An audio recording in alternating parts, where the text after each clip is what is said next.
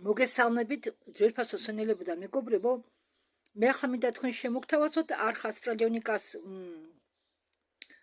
ახალი ვიდეო. ინტერვიუ ჩამოართვეს ერინ გრინ როთშილდს და ეს ერინ გრინ როთშილდი ამბობს, რომ ჩვენ მამასთან ერთად მოვედითო სხვა რეალობიდან. ეს არის პირველი ვიდეო, ანუ პირველი ნაწილი. არის ყოფილა კიდე მეორე ნაწილი, მაგრამ ის ჯერ არა აწურთული. მაშინ დავიწყოთ. ეს ვიდეო ინგლისურიდან გადათარგმნილია და გახმოვანებულია არხით კოსმოსური ცნობიერება, ანუ რუსულად, ხო, რუსულად უნდა აკრიფოთ. Космическое сознание. ეს არხი სულ თარგმნის ინგლისურ ენოვან ვიდეოებს ასტრალიონიკისთვის. აქ-წერია, რომ ეს არის ინტერვიუ პროექტი კამელოტისთვის, რომელიც იყო მიცემული 2013 წელს. ეს ინტერვიუ იყო მიცემული 2013 წელს პროექტი კამელოტისთვის. ანუ, ესე იგი, დიდი ხნის წინ ყოფილა მიცემული. მაგრამ ძალიან საინტერესო ინფორმაციას აწვდის ასტრალიონიკას ესქაბატონი. ანუ, ესქაბატონი გათხოვილია და მისი გვარი არის სინამდვილეში ხეიქსი, ქმრის გვარი, და რომ მეო დარჩენილიყავი ოჯახში, ჩემი გვარი იქნებოდაო როთშილდი, ამბობს ქალბატონი ერინ გრინი. წამყვანი ეუბნება, მე მოვისმინეო შენი გამოსვლა და ძალიან მომეწონაო. და მინდა გითხრა მადლობა, რადგან ეს გამოსვლა შენთვის არ იქნებოდაო ადვილი. ქალბატონმა ერინ გრინმა დაამოწვა, რომ ხო, ჩვენთვის რთული იყო ამის გაკეთება.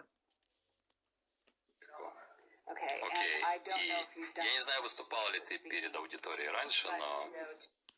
და წამყვანი აგრძელებს, რომ მე არ ვიცი შენ აუდიტორიის წინაშე ადრე თუ გამოსულხარო, მაგრამ ერინ გრინი აწყვეტინებს, არაო, ეს პარასკევს, რომ იყო ჩემი გამოსვლა, ეს იყო ცხოვრებაში პირველი გამოსვლა აუდიტორიის წინაშეო. წამყვანი ეუბნება ერინ გრინს, რომ შენ თავდაჯერებულად გამოდიოდიო. ვიცი ეს ძალიან რთული იქნებოდაო შენთვის. წამყვანი ეკითხება, შენ შეგიძლიაო ახსნაო შენი ფრაზა, ახლა რომ თქვიო, მე რომ დარჩენილიყავიო ოჯახში, ჩემი გვარი იქნებოდაო როთშილდი. შეგიძლიაო ამ ფრაზის ახსნა. როდესაც მე დავიბადეო, მე და მამაჩემი დაგვაშორესო ერთმანეთს, დაგვაშორესო ოჯახს, მამაჩემი იყო სამხედრო ნაწილის თავი, მეთაური რა, ყველაზე მთავარი. და ემსახურებოდაო ჩრდილოვან სახელმწიფოს. და მან მე გამაწესაო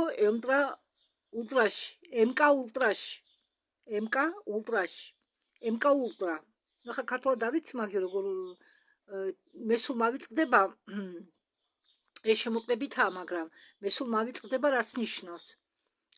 იმიტომ რომ ჩემთვის ამას მნიშვნელობა არ აქვს. მთავარია ინფორმაცია. ხო, და ჩამომაშორესო ოჯახს იმისთვისო, რომ მე ეს პროგრამები გამევლოო. წამყვანი ეკითხება, შენ შეგიძლიაო შენ მშობლებზე რამე თქვაო. ეს ადამიანი, რომელიც როთშილდია, როთშილდს წარმოადგენსო, შენი მამა არისო, ერინ გრინი ადასტურებს. მამაჩემი როთშილდიაო, დედაჩემი სინკლერი. შენ ამბობო, ეკითხება წამყვანი, რომ მამა შენი მართავდაო ჩრდილოვან სახელმწიფოს. ერინ გრინი, ქალბატონი ერინ გრინი ამბობს, სამხედრო ნაწილის საკითხებში მართავდაო ჩრდილოვან სახელმწიფოს. სრულად არა, ესე იგი, მხოლოდ სამხედრო ნაწილში, მხოლოდ სამხედრო სექტორს. ის იყო პასუხგებელი დროში გადაადგილებაზეო, MK Ultra-ი მთელი ჩრდილოვანი პროგრამებით მართავდაო მთელი ჩრდილოვანი სახელმწიფოს პროგრამებით, პასუხგებელი ყოფილა ამ პროგრამებზე 1940-იანი, 1970-იანი წლების ჩათვლით. და შეგიძლიაო მამა შენის სახელი თქვაო. არსი გრინი უფროსი, პასუხობს ერინ გრინი. მაგრამ ინფორმაცია მაგის შესახებ წაშლილიაო, როდესაც ეს მოხდა მაშინ, როდესაც მამაჩემი დაქორწინდა მეორეთო. როდესაც გარდაიცვალაო დედაჩემი, მამაჩემი ცდილობდაო მოეძებნაო თავისი დაბადების მოწმობა, რადგან მას უნდაო ირლანდიაში გამგზავრება და ვერ ნახაო ვერანაირი ჩანაწერები თავის დაბადებაზე. ყველანაირი ჩანაწერები გაქრაო, სამედიცინო ჩანაწერები, სამხედრო ჩანაწერები, გაქრაო ჩანაწერები კონგრესშიც. და მასზე არანაირი ინფორმაცია არსად არ არისო, ვერ ნახაო და მათ შორისო მეც არასდროს მინახავსო ჩემი დაბადების მოწმობა, ჩემი საკუთარი დაბადების მოწმობაო. წამყვანი ეკითხება, შენი დედა, რაც ვიცი მე, ჩემ ბიოლოგიურ დედაზეო, ყველაფერი რაც ვიციო, ეს ის არის, რომ ის ჩემი ნამდვილი დედა არ იყოო აქ.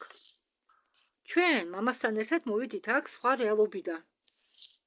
ამიტომ როჩილდების საგვარეულო ხაზი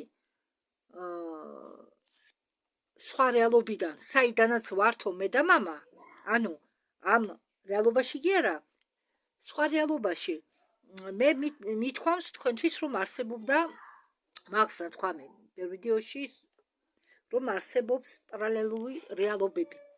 ანუ ახლა მე დაუშვათ ამ რეალობაში თქვენ ახლა ვთარგმნე ამ ვიდეოს ვტვირთავ და ამით ვარ დაკავებული, ხო?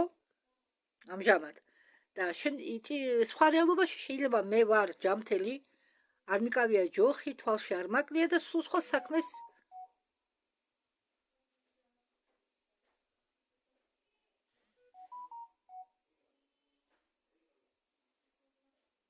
უკაცრავად SMS-ი მომივიდა მესენჯერიდან და მან ყურადღება გადამატანია.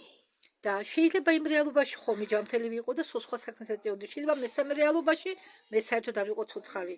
ასეთი რეალობები ბევრი არსებობს.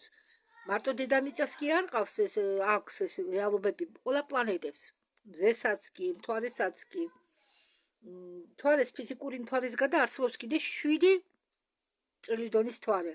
ერთ-ერთი არის განლაგებული ბორევის სიტყვის მიხედვით, წიგნის მიხედვით დედამიწის და მთვარის შუაში, ასტრალურ დონეზე. მას ჩვენ ფიზიკური თვალებით ვერ ნახავთ.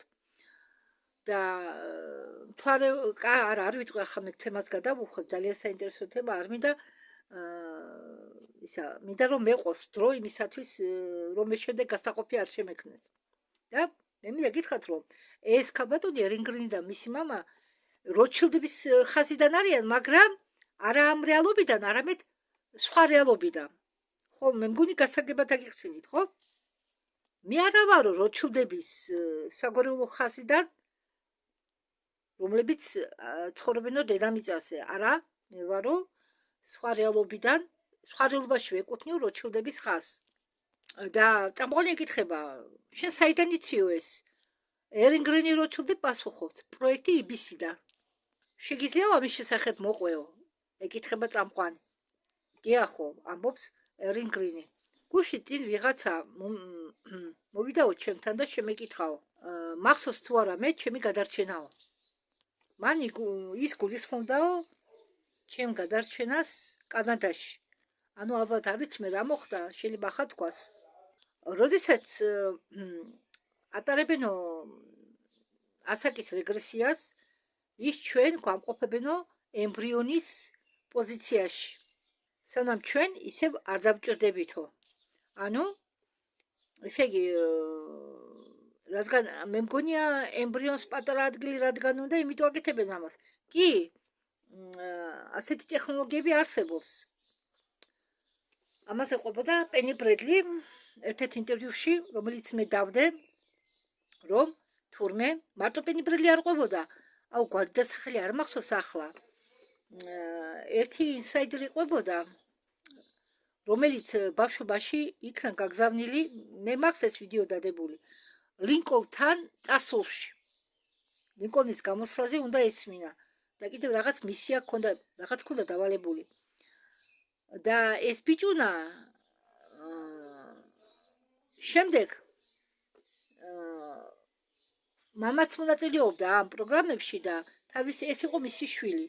და მამამ გაგზავნა თავისი შვილი რომელიღაც პროგრამაში, სადაც ის მან რამდენიმე წელი იმსახურა. შემდეგ ეს ბიჭუნა, უბრალოდ ეს პიროვნება ისე ბიჭუნად აქციენ, ამას უნდა თურმე 1-2 კვირა, მაგრამ ამ შემთხვევაში ებრიონულ მდგომარეობამდე არ მიუყვანიათ. უბრალოდ 2 კვირა დასჭირდა, რომ ბავშვს მოპატიეთ, რომ თავისი ბავშვურ ასაკს დაბრუნებოდა, სანამ მას საჭირო დროში ჩააჯერდნენ, საიდანაც წამოიყვანეს.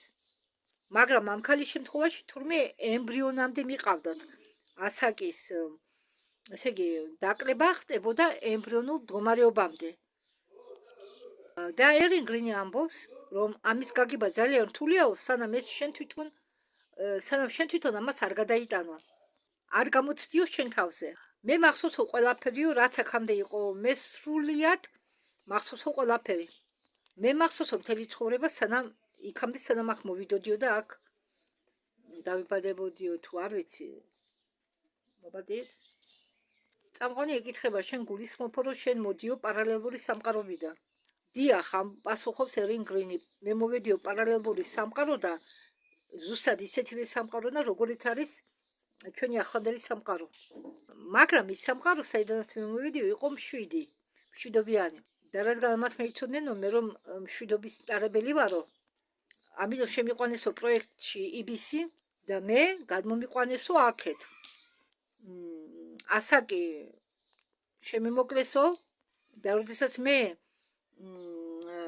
გამაწესესო ულტრაში, მაპატიეთ, MK ულტრაში, მათ მოუწიათო ჩემი დამტვრება და იმ სამყაროსი დამტვრება, რომელსაც წარმოდგენა მე მქონდაო, რომელსაც ვიცნობდიო. და ეს მოგონებები ჩემ ნამდვილ სამყაროზე ჯერ კიდევ იყო ჩემში შენარჩუნებული, მაგრამ უკანა ხაზი იყო გადატანილი. და მე გამტეხესო, იმიტომ რომ მე გამختارიყავიო ამ სამყაროს ნაწილი, ანუ ეს რომ ყველაფერი ესე იგი შეეგრძნო აქაური ცხოვრება, რომ შეეგრძნო, მონაწილე ყოფილიყო. წამყვანი ეკითხება, როგორ მონაწილეობდიო შენ პროექტი ბიში? ერინ გრინი პასუხობს, არ ვიცო, ბევრი რამო, რისი თქმა მე არ შემიძლიაო. მე არ ვარ მზად ვისაუბრო ყველაფერზეო, რადგან ეს ყველაფერი ჩემთვის არის ძალიან მტკივნეული. მე მქონდაო ძალიან ბევრი რეგრესია, ეს არ არისო 1 და 2, ძალიან ბევრი რეგრესია მქონდაო. ეს გრძელდებაო, მუდმივათო. მათ მე ისინი მეო მანაწილებენ არა, მაწესებენო ერთი სამყაროდან მეორე სამყაროში, ანუ ერთი რეალობიდან მეორე რეალობაში. ხო, და როდესაც ის სამყარო, რომელშიც მე მაწესებენო, გახდება მშვიდობიანი, შემდეგ იქედან ამიყვანებენო და შემდეგ სამყაროში მომათავსებენო, სადაც არ არის მშვიდობა. ანუ სანამ და მე შემდეგი სამყარო, მაგალითად მე-4 სამყარო თუ გახდა მშვიდობიანი, მე-5 სამყაროში გადაიყვანენ ამ ქალბატონს და ასე გრძელდებაო დღემდე. ხო, ეს ახლა მე ამას იოლად ვამბობ, მაგრამ ბევრისთვის ეს ძალიან რთული აღთქმადია. ძალიან რთული აღთქმადი. მე შევიჩვი ამას ყველაფერს, ასეთი ინფორმაციები დიდი ხანია. მე ეს ყველაფერი ჩემზე მას გამოცდილი, ამიტომ მესმის ახლა ბევრი თქვენგანის მდგომარეობა. მაგრამ ეს არის რეალობა. ნამდვილი ჭეშმარიტი რეალობა. ამიტომ ჩვენ უნდა როგორმე მივიღოთ უნდა ეს ყველაფერი. იმიტომ რომ დროა უკვე. დროა. და როდესაც მე აღმოჩნდი ამ სამყაროში, მთელი ჩემი ოჯახი, ჩემი ქმარი, ჩემი შვილები, ყველა მოვიდნენ აქ ჩემთან ერთად.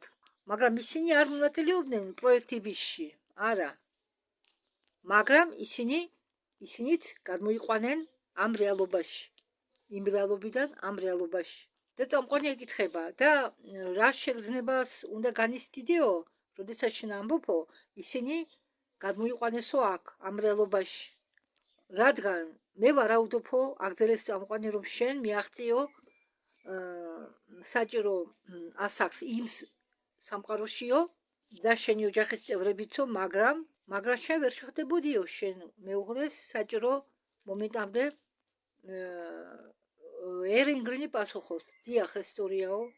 მამა ჩემს, რადგან მქონდაო ცდომა ტექნოლოგიებამდე, უბრალოდ ტექნოლოგიებზე, მთელი იმ პერიოდის განმავლობაში, როდესაც ის პასუხს აგებდა სამხედრო ფრთაზე, ჩრდილოვან სახელმწიფოში, მან ეს გააკეთაო 1940-იან წლებში. მან იცოდაო, რომ მე დავიბადებოდიო. ამიტომ ის წავიდაო მომავალში, იმ მომენტში, როდესაც მან იცოდა, ესე იგი, რა მომენტში შეხვდებოდიო მე ჩემ ქმარს იქ და გაიგო თუ რა ერქმევოდა ჩემ მეუღლესო, რადგან მან იცოდაო, რომ ჩემი ქმარი გახდებოდაო ჩემი კურატორი. როდესაც მან გაიგო თუ რა ერქმევოდაო ჩემ ქმარსო, მან დააპროგრამირება გამიკეთაო მე მისი სახელით. ხო, მან დააპროგრამაო ეს ისე, რომ მე გავთხოვილიყავიო ჩემ ქმარზე. და ესე იგი, მას გაუკეთაო, ჩემ ქმარსაც გაუკეთაო პროგრამა ჩემი სახელით. რა მომენტში გაგახსენდაო შენ ეს ყველაფერი? მე გამახსენდაო ყველაფერი, როდესაც ჩემ შვილს, ჩემ ბიჭს შეუსრულდაო 14 წელი. ამბობს ერინ გრინი. 3-4 წლის უკან და რა თუ ეს ინტერვიუ, ესე იგი, ჩამორთმეულია 2013 წელს, ეს ახლა 2026 წელია. ესე იგი 13 წლის უკან. წამყვანი ეკითხება, რას ფიქრობდი შენ? რა იყო შენ თავში? ჩემ თავში იყო ქაოსი. პასუხობს ერინ გრინი. იმიტომ რომ მე ვერ გამიგიაო, არ მისმოდაო თუ რატომ ვიყავიო ასეთი არეული და არ მისმოდაო თუ რატო ვიყავიო ფიცხი, უცებ ბრაზობდიო, მოყავდაო გული, უცებ ფიცხობდიო ყველაფერზე. ხო, ჩემი გაბრაზება იყო საშინელი, თან ისე ძლიერ იცოდიო გაბრაზება. იმ წამსვე და ეს მდგომარეობა ჩემი არ ყოფილა ბიპოლარობა, როგორც ეს მე გავარკვიო მოგვიანებით. მე გავარკვიო, რომ ეს ყველაფერი ხდებაო ტრიგერების გამო, პროგრამირებიდან გამომდინარე. ხო, მომეციო ნება გითხრაო, რომ მე პირდაპირ კითხვებს გისვამო და მე ვიციო, რომ ადრე შენ ინტერვიუებს არ იძლეოდიო და თუ შენ ამა თუ იმ კითხვაზე არ გინდაო პასუხის გაცემა, არ მომგერიდოსო, შემაჩერიო მე და მე შემდეგ კითხვაზე გადავალ. არა, მე ნერვიულობ კიო, მაგრამ ნერვიულობ იმიტომ, რომ აქედან რო გავალო ამ ინტერვიუდან, ჩემი სიცოცხლე საფრთხის ქვეშ აღმოჩნდებაო. ის კი არა, როდესაც მე ინტერვიუზე მოვდიოდიო, ვიღაც მოტოციკლეტისტი აგვეკიდაო და ავარია გამოიწვიაო. ჩემმა მეუღლემ უცებ დაატორმოსაო და შეიჯახაო წინა მანქანა მის წინ მანქანას შეიჯახაო და ასეო ბევრი მანქანა შეიჯახაო ერთმანეთსო. შემდეგ ადგაო ეს მოტოციკლისტი თავის მოტოციკლთან ერთად გაქრაო და ვერ იპოვესო. მე მყავსო ძმა, როკშილდების მაპატიეთ, მე მყავსო ძმა როკფელერების ოჯახიდან, მე მის სახელს არ დავასახელებო, მე მას არ მინდა ვსაუბარი და ეს ჩემი ძმა როკფელერების ოჯახიდან ყოველთვის უკვეთავს შეტევებს ჩემ წინააღმდეგ. მან ერთხელ გამომიგზავნა ფული ჩემი შვილებისთვის საჭმელზე, რადგან მე მომაშცილეს ოჯახს და გამხადეს ღარიბი, როგორც ნაწილი ჩემი პროგრამირებისაო. ჩემი ძმა კი დატოვეს ზევით, იმისთვის რომ ის დარჩენილიყო მდიდარი და დარჩენილიყო ოჯახში. მე ვერ ვიტყვი ვინ არის მისი მამა. მან მე გამომიგზავნა ფული, სადღაც $300. მან არა, სინამდვილეში მისმა მეუღლემ გამომიგზავნაო. მას აქვს პისტოლეტი მაგნუმ 357 ჯეიმსისა. მან გამომიგზავნაო ამ პისტოლეტის ფოტო, როგორც გაფრთხილება, რომ მე დამეკეტა პირი და როდესაც მე არ გავჩერდი დაიწყესო გაფრთხილების გამოგზავნა არა მხოლოდ ჩემმა ძმამ დაიწყო, არამედ მთელმა ოჯახმა. რადგან მე არ გავჩუმდიო შეტევები, მოდიოდაო ჯერ თვეში ერთხელ, შემდეგ კვირაში ერთხელო. სცენაზე გამოსვლის დროსო ჩვენ ყვებოდიო, იმაზე თუ როგორ იზრდებოდიო და ყვებოდიო მეგრელზე, მეგრელი კი არა, მეგრეზე, რაღაც გვარია სასწაული. ახლა მე განახებ თქვენთან ქაბატონს ერინგრინს და იმ მეგრელი არა, მეგრე. რომელიც სიყვარულს არაკლებდა ამ გოგონას ბავშვობაში. ნახეთ, აი ეს არის ის ქალბატონი. აი ეს არის ის ქალბატონი და ეს არის მისი ბაბუა. ეგონა რომ ეს იყო ბაბუა, მეგრე. მე შარშან აპრილამდე არ ვიცოდი ეს ქალი ამბობს. ადამიანი რომელიც მე მიმაჩნდა ჩემ ბაბუად იყო მენგელი ყოფილა, მენგელი გვარად, მენგელი იყო დოქტორი მენგელი, ანუ დოქტორ გრინი, ამიტომ ჩემი გვარი არისო გრინი, რადგან ეს მენგელი თავის თავს ასახებდა როგორც გრინს და ბავშვსაც მიცა ეს გვარი. ამ პროგრამებშიო კოდირებას გვიკეთებდნო სხვადასხვა ფერებით. მე და კოდირება გამიკეთესო მწვანე ფერით, რადგან დოქტორ გრინი იყო ის ადამიანი, რომელიც მე სიყვარულს არ მაკლებდაო. მე ამ ჩემი ბაბუისგანო მივიხეო გავაცნობიერეო არა, გავაცნობიერე კი არა,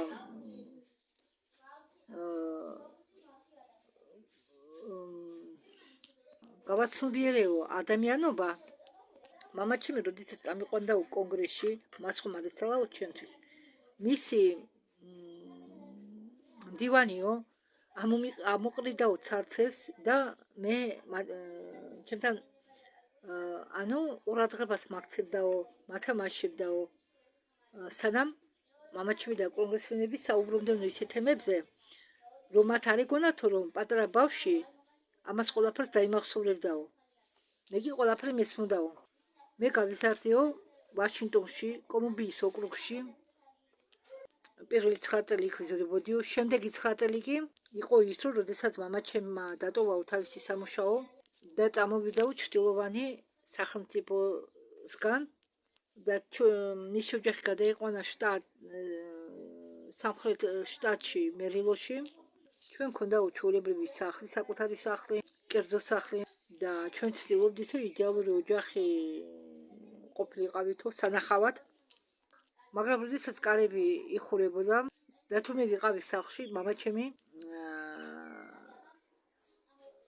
მამაჩემიო, ესე იგი ცემდა მამა ამას და მე ვიცოდი ეს როდის მოხდებოდაო და ესე იგი წელხოს ხდიდაო, ფეხებით დამკიდებდაო და სარტყელს მოიხსნიდაო, მესმოდაო სარტყელს როგორ იდროვდაო და ამ სარტყელს ცემდაო. და მცემდა მანამდეო, სანამ თავისი სიბრძნესგან არ დაიცლებოდაო. და ეს შედიოდაო ჩემ პროგრამირებაში და საჭირო იყო, რომ მე ასე ვეცემეო მამას. დედა კი თვეში ერთხელ მე რაღაცი წამლოდა. აქ დედა კი არა, დედინაცვალია. დედა ადრე გარდაიცვალა და დედინაცვალს მიუგდეს თურმე ეს გოგონა გასაზრდელად და ისიც მონაწილეობდა ისიც პროგრამის მიხედვით ეკჩოდა ამ გოგონას. მე მახსოვს რომ მებწევარო იატაკზე და დედაჩემიო დგასო და მე მიყურებსო. ტკივილისაგან ტრიალებო, რადგან კუჭი მეტვისო. ის მიყურებდაო მე და ამბობდა მოითვინე. ადექი, დრო ადგე. მას მე არ ვადარდებდი, მას უნდა მე რომ მოხდარიყავიო. მე არ ვიყავიო მისი შვილი. წამყვანი ეკითხება შენ როდესაც ამბობდიო რომ შენ არ იყავიო მისი შვილი. მისი შვილი იყავიო შენ სხვა რეალობის დედიშვილიო? ხო, მე ვიყავიო სხვა დედიშვილი, სხვა რეალობიდანო. და წამყვანი ეკითხება შენ გახსოვსო შენი ნამდვილი დედა სხვა რეალობიდანო? როგორ არაო? ის დედა სხვა რეალობიდან, საიდანაც მე ვარო, იყო ძალიან მოსიყვარულე დედა.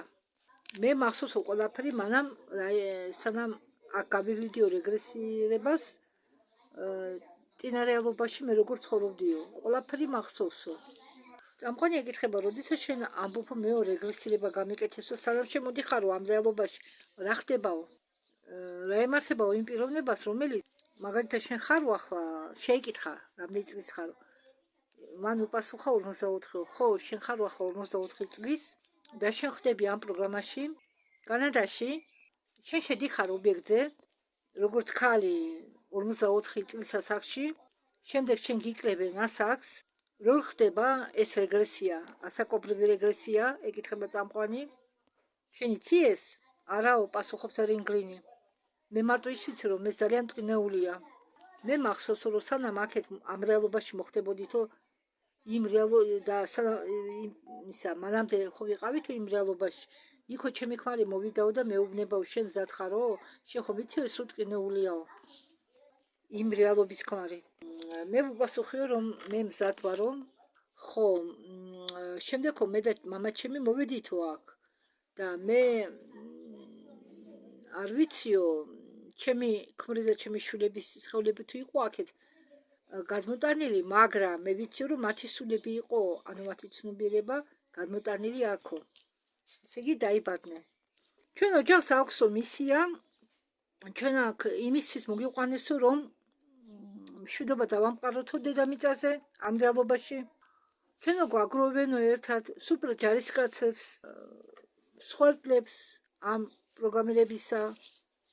ისკერა ამ პროგრამების ის ბავშვებსაც იმითის რომ ჩვენ შევცვალოთ ის რაც მოხდა და ის რაც ჩვენ გაგვიკეთეს და შევცვალოთ ყველაფერი მათ შორის ისინიც ვინც ჩვენ ზარალი მოგვაყენა. მაგრამ შენ დაიწყე შენი აქ ცხოვრება როგორც შვილი ბავშვი, ეკითხება წამყვანი. დიახო, ამოწევს რინგლინი.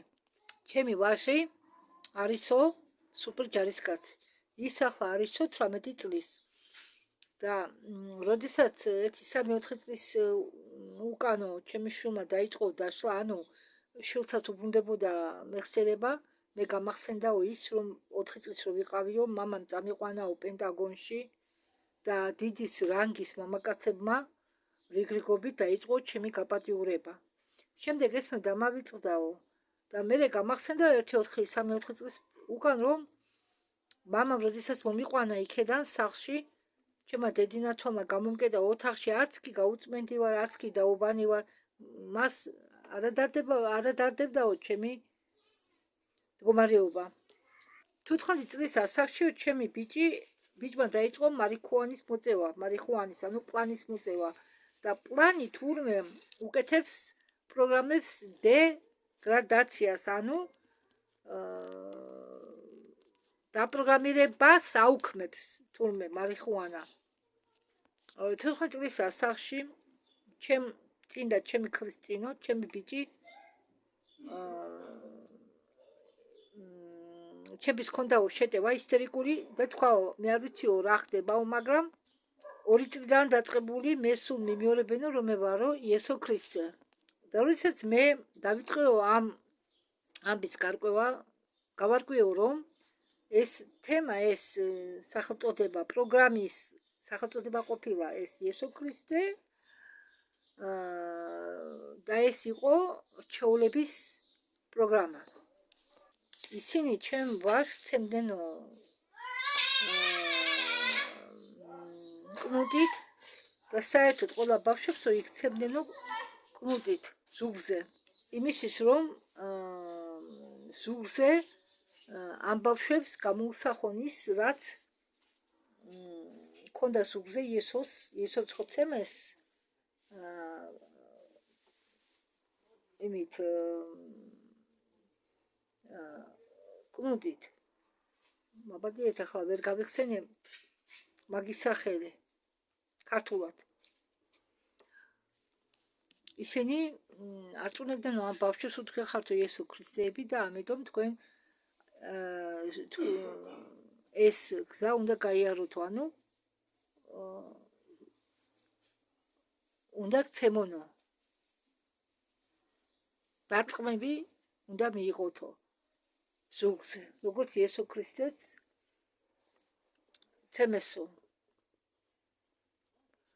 ანუ ის რა ქვია, მაგას ერთი წუთით გავიგე. ხო, კარგი, ახლა რა და ამას არ აქვს ვერ გადმოკაჩავ, არ აწერია რომ უნდა გადმოკაჩო და ამიტომ დამეკარგებ ახლა ეს ვიდეო და თქვენ მოძებნეთ კნუტი რა არის, ან გაიხსენეთ. ხო უცებ ვერ გავიხსენე ახლა დრო მავიწყდება რაღაცები აი უბრალოდ რაღაცა ენაზე მაკეტი და ვერ ვიხსენებ მე არ მქონდაო ამ დაგვარი პროგრამირება მაგრამ ეს გატეხაო ჩემი შვილი მე დამჭირდაო წლები რომ ჩემი შვილი გამომეყვანაო ამ მდგომარეობიდან და დამერწმუნაო ის რომ ის არ არისო იესო ქრისტე რომ ეს იყო პროგრამა რომელიც იყო მასში ჩაყენებული რომ არიან კიდევ სხვა ადამიანებიც როგორც ისეთ მდგომარეობაში როგორც მდგომარეობაში არის ჩემი შვილი ვაჟი მე ეს მას აუხსენიო რომ ის ერთადერთი არ არისო ასეთ მდგომარეობაში მოდით მე ამით დავამთავრებ ამ ვიდეოს ძალიან საინტერესო ვიდეო იყო ჩემი აზრით არ ვიცი თქვენ მოგეწონება თუ არა მადლობთ ყურადღებისთვის დროებით